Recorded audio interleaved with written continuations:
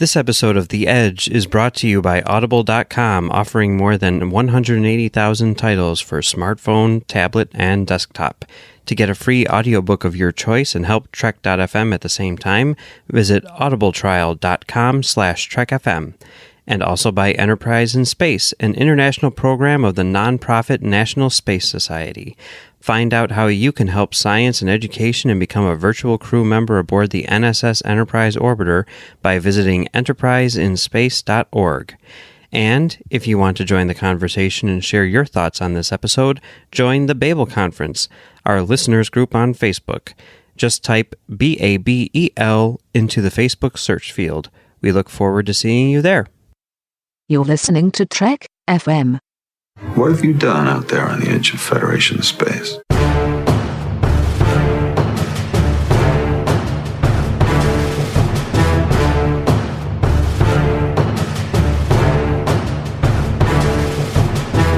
Welcome, listeners, to Postcards from the Edge. I'm your host, Amy Nelson, and with me this week is Dan Gunther from Literary Treks. Dan, thanks for coming on Postcards again. Hey, Amy, always a pleasure to be here.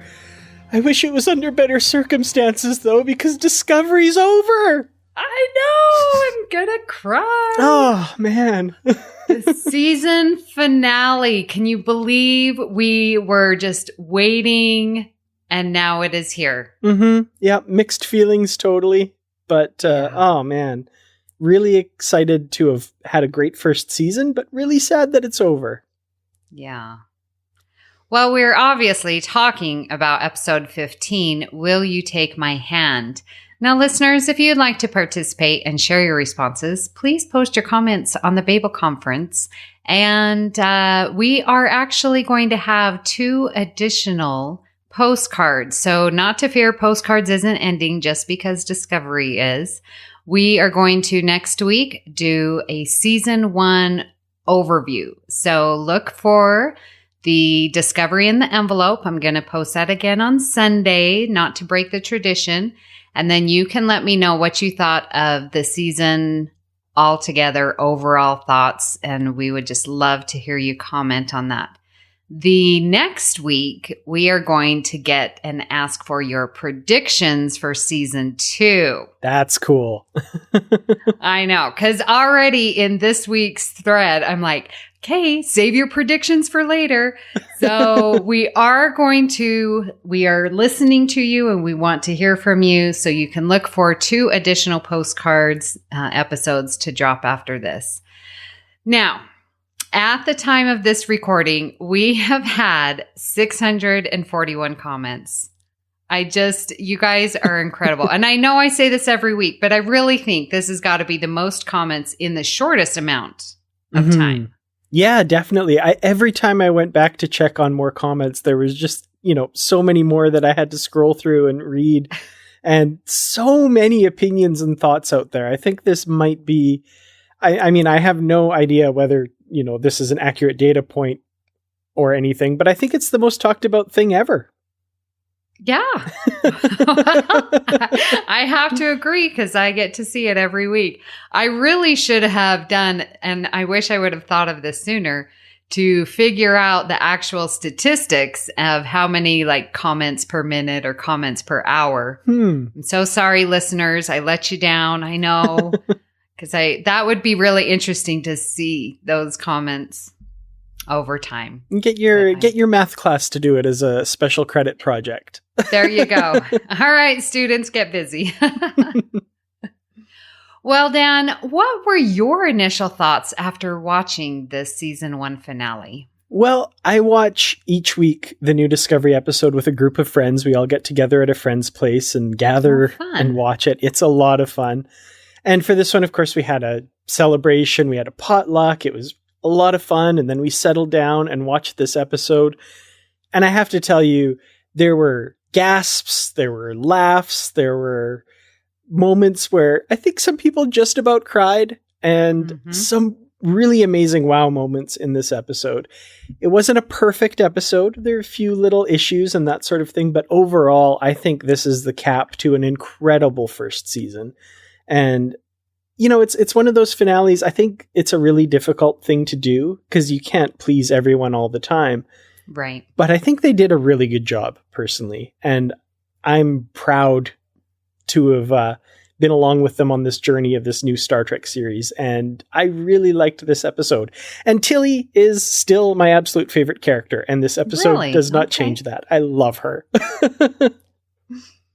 I really enjoyed the episode as well. I mean, I just watch it and I'm trying to just digest everything that they're throwing at me. This new way of telling TV dramas is, when I'm so used to Next Gen. Mm-hmm. Like, it's like I have to watch it. I really enjoyed my rewatch over the winter break. And so I'm really looking forward to seeing this episode again. I've only had a chance to watch it the once on Sunday evening because I watched After Trek. But the fan response has been great. And so let's start with Wes Huntington. He says, 2 moments of freaking out. I was saying, holy cow, Clint Howard. And I'm not so sure the Enterprise, though gorgeous, second freakout was the best way to end the season unless someone special was on board. Who could he be referring those to? Predictions. Yeah, that's a great comment. All of us kind of looked at each other and gasped when we saw Clint Howard. Half of us because we know him from the original series as Baylock, of course. And the other half of the people in the room were kind of going like, isn't that Ron Howard's brother? What's he doing there? Or there's the other half, which I know was funny, haha, because I'm a math teacher. The other part of us were like, who's that? And why is everyone freaking out over Clint Howard? And that would be me. Nice. But we'll get to that. Absolutely. Well, of course, like this comment mentioned, the Enterprise was a huge addition to this episode and a big surprise at the end. And that seems to be what a lot of comments are talking about. We have Brian Louie who says, that last scene, I cannot wait for 2019. My mind is already wondering who they are going to cast for the Enterprise crew. And Eagle Moss, I want that new USS Enterprise. You and me both, Brian. I liked how this episode bookends the first episode. It was nice that things came full circle. It was nice to have the hopeful message at the end with Michael and the speech she gave, especially in these times of turmoil. This series did not lose the ideas of Star Trek. I laughed so hard when I saw Clint Howard. That was a great cameo. Also nice to see Amanda again as well. Yes. Christopher Baca, one of my many Christophers. We've been going back and forth. We have quite a few Chris's here. So Baca says, I don't know what to think of this episode yet. It seemed to take shortcuts and was a bit heavy, hand wavy. Seemed nice of the Klingons to just stand down without a shot fired, which seems out of character from what we saw all season. Lots of exposition at the end. I thought for a moment they were going to work up some CG magic and give us Spock and Pike on the view screen.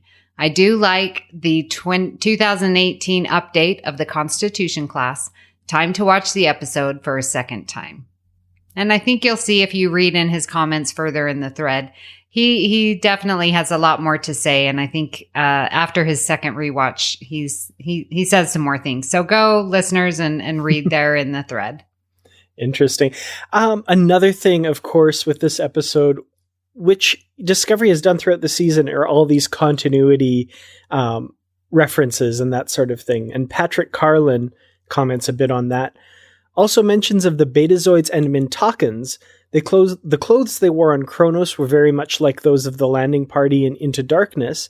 What looked like either a SETI eel or one of the bluegill parasites from Conspiracy in a frying pan right after they beamed down to Kronos. Mention of Paralithium, which I'm pretty sure was the explosive referred to in Voyager's The Chute. Ooh, nice catch. I didn't catch that one. The big gathering hall at Starfleet looking very much like the one we see in 2009. Sarah wait. Oh. I want to interject. I thought that was from These Are the Voyages from Enterprise. Ooh. That's what I was sort of thinking. Ah, okay. I could see that. The kind of similar, that stadium seating feel. Yeah, for sure. Sarek and Burnham's conversation near the end, right in the feels. Oh my God. I agree. Character moments are huge for me. And then, of course, oh yeah, did I say the Enterprise? Didn't think it was possible for it to be wrapped up in a short 45-minute span, but they did it, and amazingly well, too. Yeah, okay, so there obviously was a lot of things I missed. So, Patrick, thank you for bringing that to my attention. And when did they mention Betazoids? I would have picked up on that. You know Troy's my favorite character. It was when Giorgio and Tilly are meeting for the first time. And Giorgio says, oh, Tilly, you were by my side when I can't remember. They wiped out the population of Mintaka 4. And I think she said they subjugated the Betazoids or something like that. Oh, man. Yeah. Yep, I need to watch it again. Well, Bill Sweet says, so I was preparing myself for a big apocalyptic showdown, and instead we get a good old-fashioned Star Trek with tons on talking about our values and our feelings and a peaceful resolution to the arc that began 15 episodes ago. Repeat after me. This is Star Trek. This was one of my favorite comments and one that I highlighted as well, because that's one of those things where I was kind of sitting down to this, okay, we're going to have a big epic battle. There's going to be some kind of, thing like that. But no, it really wrapped up in a very, in my opinion anyway, very Star Trek way with lots of shudder, talking. I know. Cerebral. Exactly. But I loved it. So Tim Robertson says, I first want to say that I am so thankful that my prediction during the last episode of Postcards was wrong when I said it had to be a big reset button. I should have given these excellent writers a lot more credit. Also, seeing the romance between Tyler and Michael end made me very happy. Yes, it was sad to see them walk away, but I don't want that relationship in the storyline. Now, a relationship I want to see is Cornwell and Lorca. I think me too. That would be interesting. Yeah, I mean, I know the prediction episode's a way off, but anyway, I'll hold it. I'll hold it in. Okay. I think we are heading to Vulcan to pick up a new captain. Is only to throw us off base. I hope it is Lorca. And then the final scene, the Enterprise flying into screen, and then the original series theme song as the episode ended. Yes, I did cheer. That was a really good touch with the original series theme at the end. I was a little bit grinny and giddy at that point, I think. Oh, yes. I think we all were. Andrea Boot says, this morning was an amazing wrap-up to a fantastic series. I cried when Michael talked about her parents. She's never opened up on screen about them before. I'm glad she was pardoned and now has her rank back. Also, hashtag Saru for captain. He deserves his own command, and he's proven he can take the lead.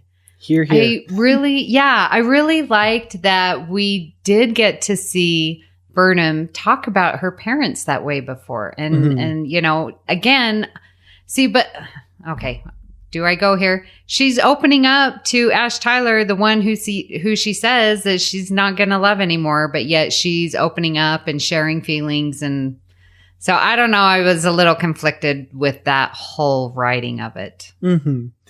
Yeah. To me, the best thing about this series has been the characters from the very beginning through to this episode. And every single character got at least a little moment in this episode. And of course, Burnham got the lion's share because she is the main character. And I really did love a lot of that, exploring the deep feelings and her talking about her parents and also her relationship with her foster parents, Sarek and Amanda, was really, really great to see. Well, we just have to talk about the USS Enterprise. That was the big... No one saw that coming, right? I didn't hear any fan saying, oh, well, we're going to see the Enterprise. I mean, at least I didn't hear it. I saw some people hoping, but I don't think anybody actually thought it was going to happen.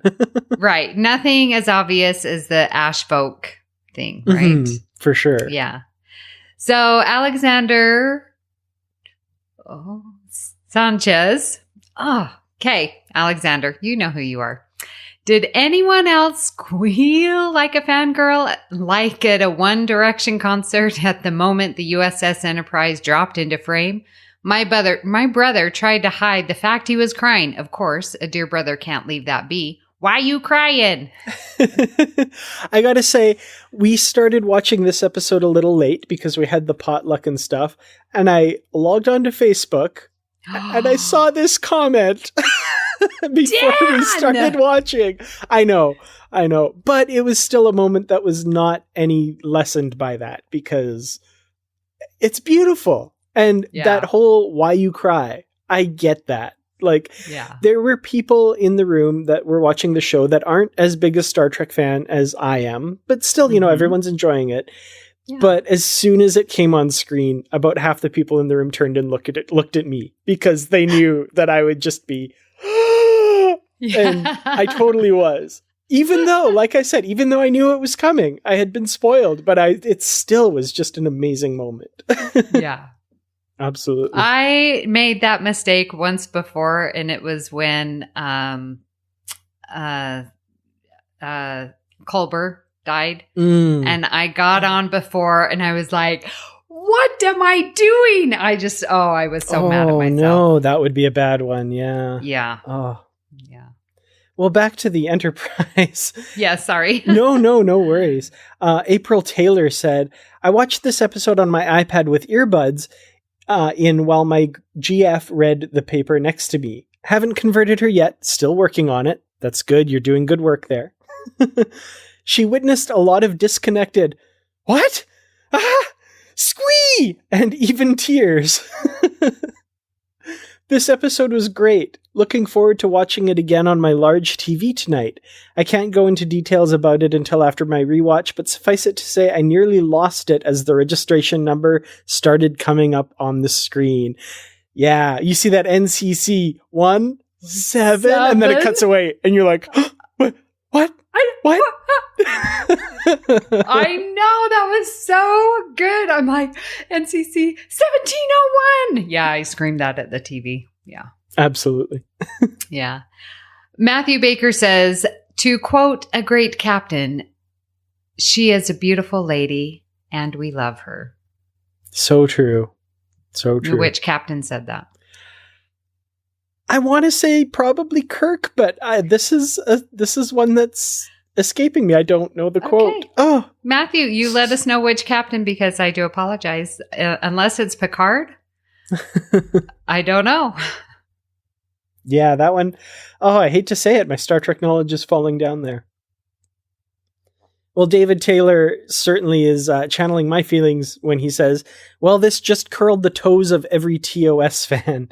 You have to give the writers of this show some credit. They don't tiptoe around, do they? They kick butt and take names. Absolutely. Yeah, that's a great comment. Kevin H. says, I got so excited that I shouted at the TV when the scanner started spelling out the distress Starfleet ship's classification number as NCC-17, because I knew it meant that the Enterprise and Christopher Pike were soon to follow. Great way to end the season. 2019 can't come soon enough. Definitely. Christopher Baca noticed something about the design of the Enterprise. He says, I noticed the Enterprise also has a view portal like Discovery and its Kelvin timeline sisters on the bridge. So yeah, some people out there talking about the ways in which this Enterprise looks maybe not quite exactly like the Enterprise we know and love from the original series. So they did do a little bit of a kind of 2018 gussying up of the Enterprise, you know, which I have mixed feelings about. I have to say. Oh, really? Just, you know, I think it could have worked to see the original as it was, but at the same time, I don't begrudge them. I totally understand, you know, wanting to update it a little bit. And all said and done, it looks beautiful. I want a model of it too. I want, every version of the Enterprise. Yeah, I want a model of all of them. Mm-hmm. Demir D says the Enterprise reveal was gorgeous. The cliffhanger with the priority message and garbled hail was nicely done. The Enterprise itself is beautiful and shows the kind of subtle but largely respectful update that is possible, that I'd wish they'd done also to the Klingon ships, which I thought, that's interesting.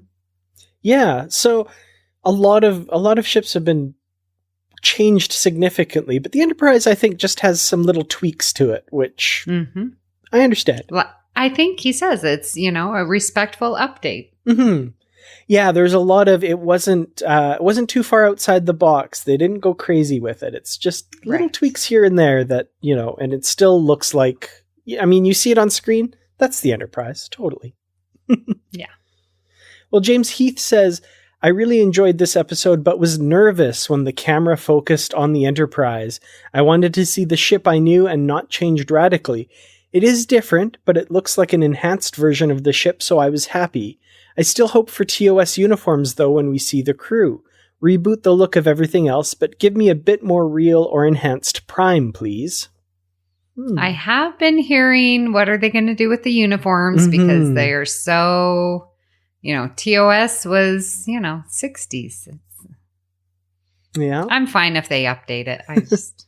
Although I have to say, just as a little digression here, during that speech, some of the people in the background, they almost seemed to be, they were wearing different uniforms, some of them, than the ones that the Discovery crew were. And they never quite focused on them. I really wanted them to. But they looked like the science officer blue color of the Cage Where No Man Has Gone Before uniforms.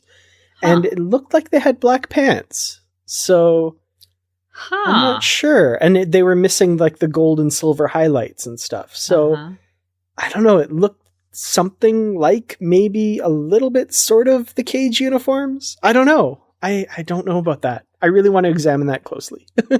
Yeah, I'll have to look for that on my second watch there. And Del Nakamura says, I didn't think they were going to do it, but I'm so intrigued that they are going to meet the Enterprise. I hope it's not just a tease, but it seems like it will need to be. Otherwise, the Enterprise crew will steal the spotlight. Yeah. So definitely. Interesting with that. It's kind of one of those things, and somebody mentioned this on, I think it was Engage, the official Star Trek podcast or something. They were saying like Ted Sullivan, who works on Discovery, also worked on Supergirl. And that was a show that like every once in a while brought in Superman, but just like as a sidekick kind of in the background, can't focus on them. And I feel like that's the Enterprise in Discovery. Like you can't let them steal the show. Exactly. Yeah, because I don't want it to be about the Enterprise. I like my crew of Discovery now. Yeah, it's Star Trek Discovery. Absolutely. Yeah. Well, I think many people have commented on that this is Star Trek, and we read a post previously. And just really getting to the Star Trek values, because last week at the end, I was so fearful that they're putting this Terran Empire in the main captain seat. This is not Star Trek. These are not the values. And then we get this episode to restore our faith back in the writers that, oh yes, this is truly Star Trek. Joshua DeVries says, what an incredible positive ending. Burnham's speech at the end was wonderful. And when they all walked onto the bridge, I found myself thinking, okay, this is Star Trek. We've made it. Yeah, it felt very much like Star Trek at the end. And I think they accomplished something great with this series personally. Yeah, they did. Well, Cornelia Rue says, and I hope I'm pronouncing that right, I loved the episode. I'm glad they stopped before they really betrayed the ideals of the Federation. Michael's speech to that effect was absolutely awesome. She asks, why the secrecy? It's because you know it's not who we are. I also love the fact that she admits being wrong about her action in the very first episode, because it's basically the same thing, even if her action was on a smaller scale, as it wouldn't have blown up a planet. So she says, a year ago, I stood alone. I believed that our survival was more important than our principles. I was wrong. I agree. I love that speech. That was the speech that was awesome in this episode. The one at the very end was a bit too cheesy for my personal taste. I got a huge Bill Pullman / Independence Day speech vibe from it. I hope we won't get too much Mira Georgiou in the second season. Her going free left room for that. I'm not such a huge fan of the Mira universe. The Mira characters are always too plain obviously evil. It takes away a lot of depth. I don't mind parallel universes per se. For example, Parallels from TNG is the most awesome multiverse episode in the whole of Star Trek, and I love it. It's also a more realistic portrayal of that idea. And boy, oh boy, did I love that shot of the Enterprise coming up. I was excited, and me and my friends were holding our breath as we were looking at that gorgeous ship. I had tears in the corner of my eyes. We kept replaying that scene multiple times. Give me season 2. I feel like that scene's going to be played a lot between now and whenever season 2 happens. Yes, I think so too. But yeah, how Michael recognized, and came full circle, when she says, what I did in the beginning was wrong, and we need to stand for our principles. And just the whole episode had that theme of stay true to who we are, because that's not us. And I mean, the idea of mirroring has been a huge thing with this season. I mean, very obviously with the Mirror Universe episodes, but I loved how this episode really mirrored those first few episodes with Michael taking the opposite side. And, when she tells the Admiral, do we need to have another mutiny here? Yeah, right? That was so great. Interesting parallels, interesting mirror from the beginning for sure. Yeah. Well, Ben Greet would like to welcome Ben. He says, haven't managed to watch the episodes before a postcard episode before, so I thought I would comment since I've watched it in time. Yay! He says, love the episode. Didn't expect the Enterprise and let out almost a loud gasp as with Culber. Loved the bread and circuses callback. Thought it was especially good considering Emperor Georgiou's plethora of Latin names. However, I didn't really enjoy the return of evil bisexuality from the Mirror Universe. But overall, it's all about Burnham's speech. Felt like a bookend to that first episode and a wrap-up to Discovery's key message.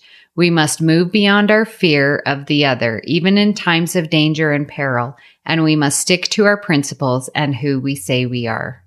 Yeah, definitely. I mean, it's what Star Trek's all about. And I love when Burnham in an earlier episode talks about the Mirror Universe being based on a fear of the other. And that to me is where, bigotry and xenophobia and all of that comes from, is this irrational fear. And I love the idea of overcoming it, and that being what Star Trek's all about. Yeah, that was another really good theme was, how do you overcome fear? And it was great. I do have another comment for the Star Trek values from Justin Ozer, and one of my favorite comments from the entire thread. I loved the finale, and I'm glad there was no reset and none of the main characters died. I expected a lot of death and shooting, but I was pleasantly surprised that we got just the opposite in the form of understanding and doing what's needed while preserving our principles to end a conflict. That's the kind of inspiring episode I've always loved the most in Star Trek. With the war behind us, we can now explore what's out there. Seeing the Enterprise at the end was amazing, and I'm highly anticipating the second season. It can't come soon enough. Yes. And one more, if I can, from Chris Chaplin, that you can tell that the Star Trek ideals is a big thing for me. It is. Well, and that's what this episode was about. So yes, please, Chris Chaplin. Oh, look, another Chris. Exactly. So Chris Chaplin says, this finale wasn't as epic in scope as the Mirror Universe arc. It wasn't full of starships firing at each other. It was personal. It was personal for Burnham and Tyler. I love to see him slip into Klingon. It seemed satisfying for him in some way, like a person who's been away from home for too long. Though I'm supposed to dislike that, I feel for him. And then Burnham's reaction to his turn into Klingon mode is sad and made more so by her talk with him later. Although the war wrapped up a bit too easily, the characters were handled satisfyingly, and we, the audience, are returned to the home that we've been hungry for. A bright, optimistic Star Trek fitted with redemption for Burnham and the beautiful Starship Enterprise. Oh, yes, that is perfect.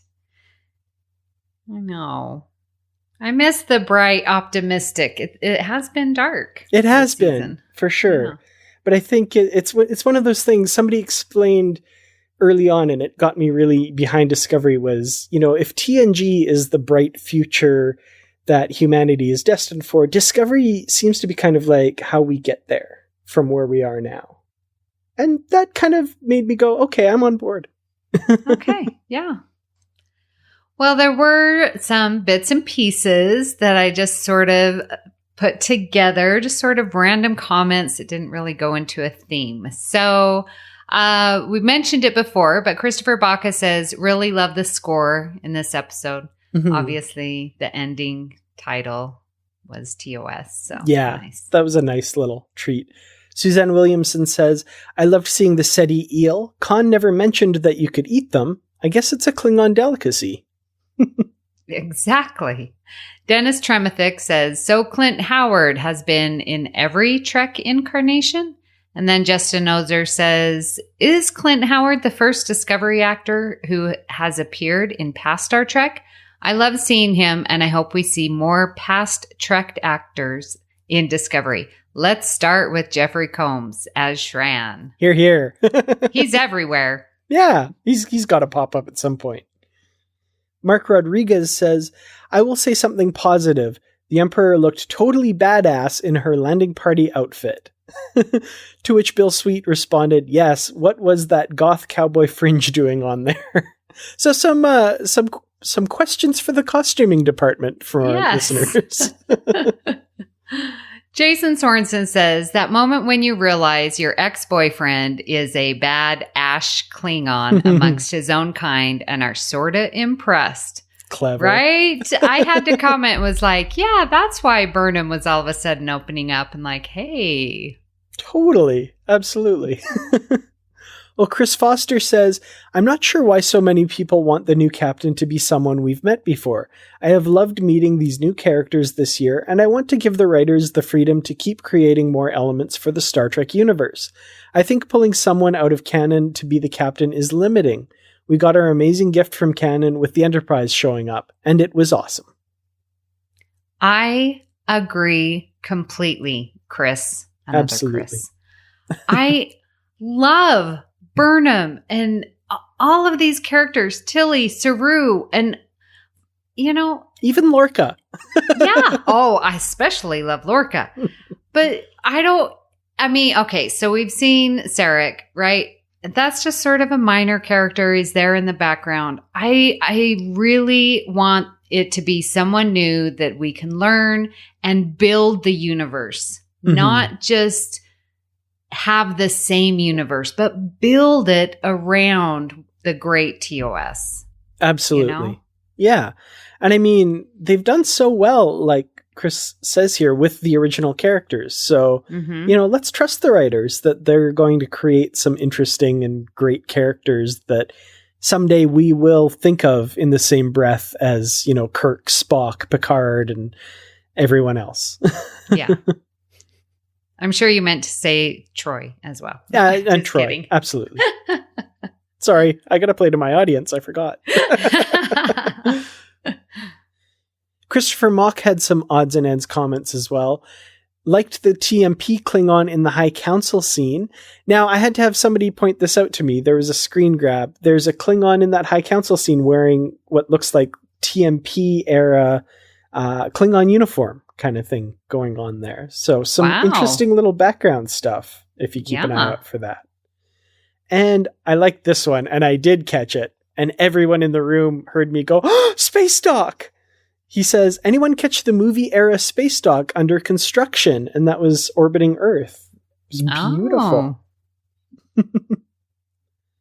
And of course, there was a fleeting glimpse of a Trill getting a tattoo in that Orion tattoo parlor there, which was pretty cool. How are you guys picking these up? I saw someone getting a tattoo. I did not see that it was a Trill. You guys are amazing. Well, Christopher Moak really hopes that it is a Dax. So you never know. He also says, Burnham has her rank back, but now a science officer. Trek canon for this time period and prior suggests the science officer is the first officer, so let's see how that plays. I don't think that's a hard and fast rule. I think that's just kind of how awesome Spock was, but... Yeah, right? He says, picking up the captain on Vulcan could be anyone, as they may have been stranded there during the war and rescued by Vulcans. So yeah, during the episode, they say they're going to pick up their new captain on Vulcan. And yeah, I wonder what that means. Is it a Vulcan captain? Is it someone else? It could be anybody. Who knows? Yeah. And of course, the Enterprise is absolutely gorgeous, and that's coming from someone who hated the 60s era Connie. Ooh, probably not a popular opinion around these parts, but you're entitled to it. Yes. Well, Postcards isn't always about reading the good and the wonderful and the love. There are some questions and complaints that we will start with. And Dan McWilliams says, okay, I'm having trouble with the solution to the Klingon War. Give L'Rell the bomb so she can blackmail everyone into following her with a Federation hardware detonator? How? What? Why? Interesting. I've said that before, that Tyler could pass as a TOS Klingon. If we were really interested in Klingons looking like that, his transformation could be quite an explanation. Interesting. Yeah, I mean, it was wrapped up a little quickly, and I don't know, maybe there's some logical issues with that whole wrapping up, but yeah, I don't know. I get the feeling we're not done with the Klingons in season 2. Like, the war's over. But I think, personally, I think it would be crazy if they didn't bring L'Rell and Tyler back in some way in season 2. So, but that's all I'm going to say about that before your predictions episode. Right. I almost blurted mine, but okay. So Mark Rodriguez says, so none of the Klingons thought to vaporize the Hydra What's-It bomb? They're just going to lay down arms after shedding blood after drawing blood for months? Not any Klingons I know. A show of strength? I'm sorry, that suspends my disbelief beyond belief. Oh, by the way, did they also not think of putting L'Rell in stasis so her bioreadings don't terminate and they can change the settings the way the Emperor did? So, yeah, maybe there are ways around L'Rell's control over the Klingon Empire. And I thought that was just a little weird that it's like, okay, she's got the bomb, but what's to say that's going to last? I mean, and it might not, but what's to say, why are they just all of a sudden going to take her word for it? Like, she's a nobody. She's always been a supporter. Yeah. Yeah, taking her word for it seemed odd to me that they were just like, oh, okay, we're on board. Yeah. So, Rick Honey says, I know I'm being picky, but the moon is not that close to Earth. Also, when Saru asks if they have cleared the Sol system, the answer is yes, despite Neptune or Uranus being still on the view screen.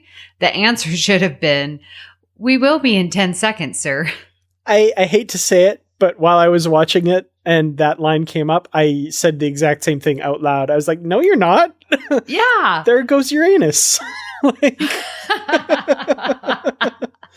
Or Neptune. Yeah, I'm not sure which one it is, but it was a big blue gas giant. Oh my gosh. They're obviously not out of the Sol system yet. Anyway. So I'm not crazy because I didn't put 2 and 2 together, but they're like, have we cleared? And I'm like, well, what are these things we're passing? I didn't. Okay. See, this is why I do postcards, is to get everything. I guess maybe they just had a screensaver on. Move the mouse, the screensaver's still on. There you go. Okay, we've solved it. We've retconned the answer there. Excellent. Well, Brian McVicker says, this was an underwhelming, oddly paced episode that spent way too much time hanging around the Klingon strip clubs and caves. It was neat to see the 1701 and hear the TOS end credits cue utilized here, but that and other Easter eggs don't automatically equal a compelling episode of Discovery. There you go. There you go. I will agree that it felt like a long time there down on Kronos. Mm-hmm. Yeah, the pacing was odd. It we rushed through some parts and then lingered in other parts, I think, a little longer than we needed to. Yeah. Nicholas Paul Collinson says, I think the only negative for me is that it all happened a bit too quickly. I wish they'd given this episode a bit more room to breathe. Yeah, I found myself wishing this was a 2-hour episode. Yeah. I mean, isn't that sort of normal to have longer finales? Well, series finales, yeah. Not usually season finales. Usually they're just one episode. Okay. All right. Well, Colin Higgins says, I know they needed to tie up loose ends just in case, but I found this episode a bit slow compared to everything that's gone before. It was heading into this episode at Warp 9, then they applied the parking brake. A few points I really like the Emperor being, well, herself.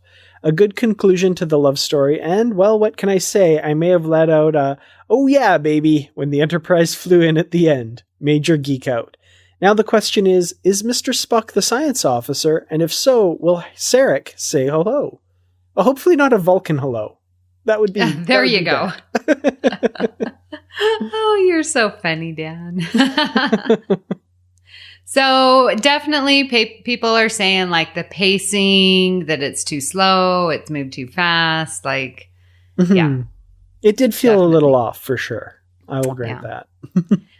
Kevin Carmen says, in many ways, the finale seemed a bit lacking to me.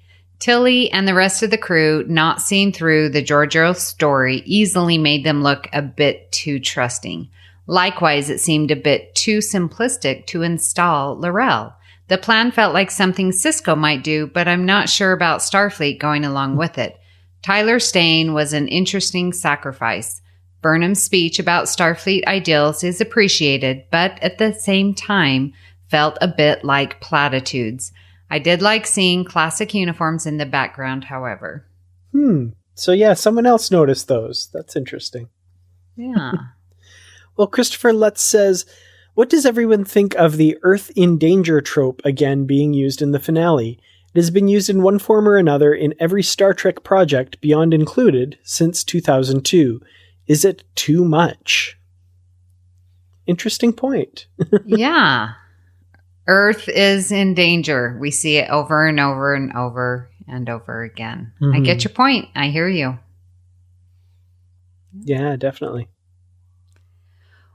Well, Dan, I think it's time to get some final thoughts. And let's start with a Christopher Query says, what a long, strange trek it's been. I wish it were longer. Quite a few pleasant surprises. Clint, Giorgio, Ash, and L'Rell all survived. No reset button. The Enterprise.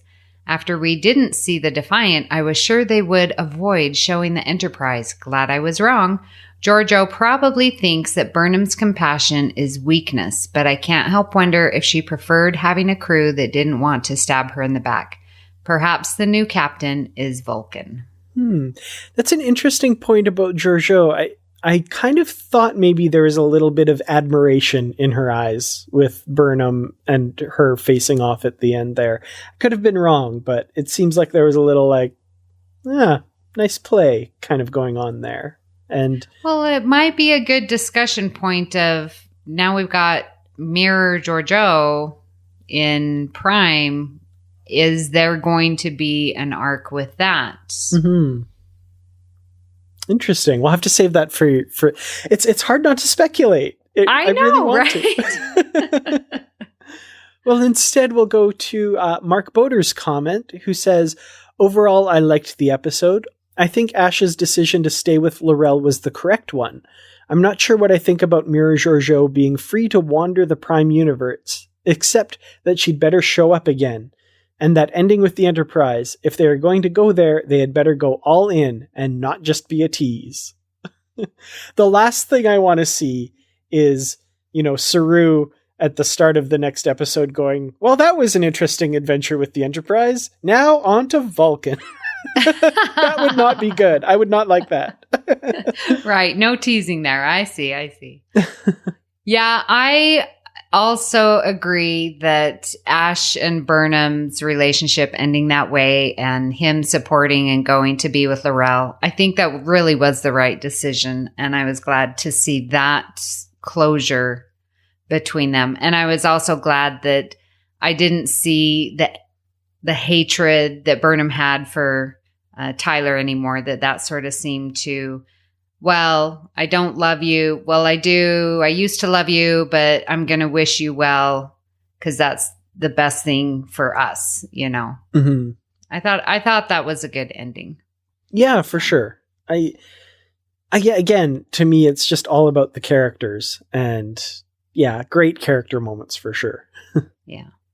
Well, Brian Yates says, great ending to the season. I wonder if that was Clint Howard. The credits confirmed it. The ending scene was awesome. I didn't think they'd actually show the Enterprise, just the registry number. When they actually showed both the Enterprise and Discovery nose to nose, that was awesome. Burnham's record is expunged. There is still no record of a mutiny in Starfleet. Wasn't a sticking point for me, but was a common criticism I've seen against the show. Yeah. That's I have my own thoughts on that, because that's something that Star Trek has already violated in its own canon just within the original series, but we'll discuss that another time. Okay. Liam Smart says, the episode was good and it was nice to see some things wrapped up. I can't help feel like something was missing from it though. Either some more sciencey issue / problem with getting into the caves in Kronos, or a little more anger between Burnham and Emperor Georgiou in the Shrine. I don't know. Don't get me wrong though, I thought it was a good episode. I really liked the Orion outpost. I thought that was good, and the semi-naked Orion guy too. I teared up in that speech scene with Tilly becoming an ensign and with Culber's medal. I'm not a big fan of TOS, but that was cool seeing the 1701. The special effects of jump into the cave was great. I can't wait for season 2. I hope they do the science and spirituality thing well. Yes, lots going on in this episode for sure. And when that jump going into Kronos, that was pretty darn awesome. It was very cool. And I kind of like Stamets, basically. Like, well, I'm good, aren't I? Like, yeah, right? Exactly. Good moment for that guy. He deserves it. He does. Lynn Payne says, a great episode and ending to the first season. I just watched it for the second time and liked more this time. Love that L'Rell is going to lead the Klingons, and it makes sense that Ashbok went with her. I think we'll see them again in season 2. Burnham's story arc came full circle. She is now the embodiment of Federation and Starfleet ideals. I love the callback to Star Trek 2009 in the scene with Amanda and Burnham. It was the same as the scene with Amanda and Spock, down to touching Burnham's face and holding her shoulders. Spock talked about purging emotions. Burnham talked about remembering her humanity. A nice parallel. Love seeing the Enterprise at the end. I can't wait to see who they cast as number 1. I'm ready for season 2 now. You and me both, for sure. Yes. Christy Keene says, a great ending. Of course they weren't going to blow up Kronos. It was no surprise they'd find another way of resolving things. That said, I hope this doesn't mean we've seen the end of Mary Chieffo and Shazad Latif, both of whom have absolutely killed it this season. Can't wait to see who is getting picked up on Vulcan. And of course, the Enterprise? Hurry up, 2019. I know. I just get here. Mm-hmm. It seems so far away, but it'll come soon enough, I'm sure. Yeah. Well, Nicholas Anastasiou says, I absolutely love the season finale. Such an amazing punctuation. To detractors of the show, as well as fans who spent all of last week speculating about the explosive badassery and action the producers would need to wrap up the season and the Klingon War, I say watch this episode to see what Star Trek is about and good writers can do. They did it brilliantly without firing a shot and completely in line with what Star Trek is about. Tonight was the night I was very proud to be a Star Trek fan. That ending, OMG, that ending. I guess we have to see Spock in season 2. And the Enterprise is a magnificent lady as she ever was. I'm going to be rewatching that last shot many times. Echoing, I think, again, a lot of my feelings there. Proud to be a Star Trek fan after this. Absolutely. Yeah. And, so many, it's like, well, the Klingon War, there's got to be some battle, something major, and not a single shot was fired. Yeah. Well, I guess Georgiou did shoot the thing down into the cave, but that's not really a shot. Yeah. No. Yeah, not a single phaser fire, either ship or handheld or anything. That's really cool. That's great. Mm-hmm. I love it. Well, Eric Chung says, That's how you end a season of Star Trek. For all that talk about how dark this show is, and how frequently and disruptive and dark the twists at the end of many of these episodes are, this episode was deliriously happy. There's yeah. There's a lot of fun in the episode, and it breathes life into the Klingons in a way never seen before, along with some Gormagander teriyaki. Is Burnham no longer a vegetarian after her Vulcan upbringing? And it includes a cameo by Clint Howard in his 4th Star Trek series. Though there are goodbyes said to a few characters, things are left open enough that we may say a human hello to them in the future. What makes the substance of the episode great, though, is exactly what the trailer teased: a confrontation between winning the war and making the war worth winning by maintaining Federation ideals. This was done cleverly on Burnham's part in a way that required she have faith in her opponents that they are ultimately people. There are even symmetrical shots of Earth and Kronos throughout the episode. Once again, we see the Federation capital at Paris, and there's even a ceremony in a lecture hall that looks very familiar to me, very much like the Long Beach lecture hall used in Star Trek 2009. And there's one last twist to tease the second season, the rumored reveal of Pike's Enterprise. The design of the ship is quite faithful to TOS, with basically one major change: the pylons that look more like the 1701A pylons with a slit in them. It's frankly how the Kelvin Enterprise should have looked. I've been pleased with that. Season 2 can't come soon enough. Yeah, I've seen that a lot. A lot of people saying this is how the Kelvin Enterprise should have looked. And yeah, I would have loved to have seen this Enterprise on the big screen, personally, I think. Huh. Well, Dan, how do you think the fans responded to this week's episode? Well, I think there's a lot there that a lot of the fans have really loved, which is really good to see. A lot of the continuity references and those, signals to TOS fans that, this show isn't forgetting its roots. It isn't forgetting where it's coming from, but at the same time, it's charting its own course. I've seen a lot of criticism to this episode online, but again, I think to me, that really echoes what is really hard about finales and season finales is people heap so many expectations on it. It's so hard to meet those expectations.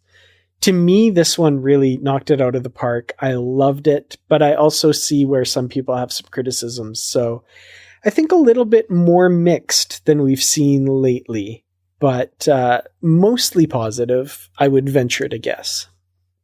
Yeah, after reading through the thread, you've got your few negatives, and I'm just wondering, listeners, I hope when people do post negatives that their opinion matters, and it's just as important as anyone else's, mine, Dan's, and if that's how they're feeling, then that's how they're feeling. And you just take it and you can read it or not read it, So I just want to make sure everyone's being nice and respectful. I think everyone has been, just, sometimes out there in the harsh world that's not the Babel Conference. There are some dark places on the internet, and I've been acquainted with a few of them, sadly. And it's, sometimes the open discussion needs to be fostered, and I think the Babel Conference is a really good place for that. So regardless of your opinion, as long as you're not trying to force it on someone else or belittling somebody because their opinion doesn't match yours, I think any and all discussion is always good. Yeah, agreed. Well, be sure to check out our Discovery coverage throughout this last week. I can't believe it's coming to an end. So live from the Edge, why do I even read this? It's already happened. It was on Monday, you guys. You missed it. It's with Bruce and Brandy. But you know what? It drops as a podcast, so you can go back and listen to those live responses. Our commentary is Tracks from the Edge, and that's with Mike Schindler. And, of course, you got Postcards on Thursday, and the main show, The Edge with Brandon, that comes out on Fridays. And then you'll have Notes from the Edge from Chris, and that comes out on Saturday, Sunday. So you can find all of these in the main feed for The Edge and in the Trek.fm master feed.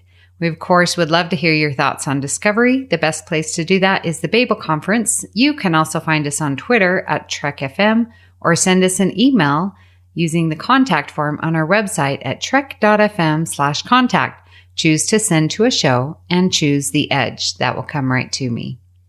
So, Dan, where can people find you here on the network and elsewhere? Well, on the network, you can find me hosting Literary Treks with my wonderful co-host Bruce Gibson, where we talk about the Star Trek books and comics that hopefully everyone is reading while we wait with bated breath for season 2 of Star Trek Discovery.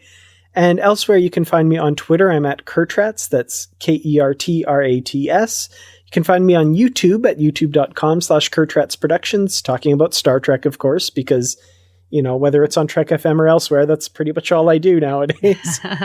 And of course, you can find me in the Babel Conference. And Amy, if you're not giving an awkward salute to the Mirror Giorgio with Burnham telling you, don't do that. Don't do that. Where can we find you? That was so good. Well, you can find me here on the network. I am on Earl Grey. That's our Trek FM's dedicated podcast to the next generation. And I do that with Justin Ozer and Richard Marquez. I am on Twitter at Miss Amy Nelson. But my favorite place also is the Babel Conference.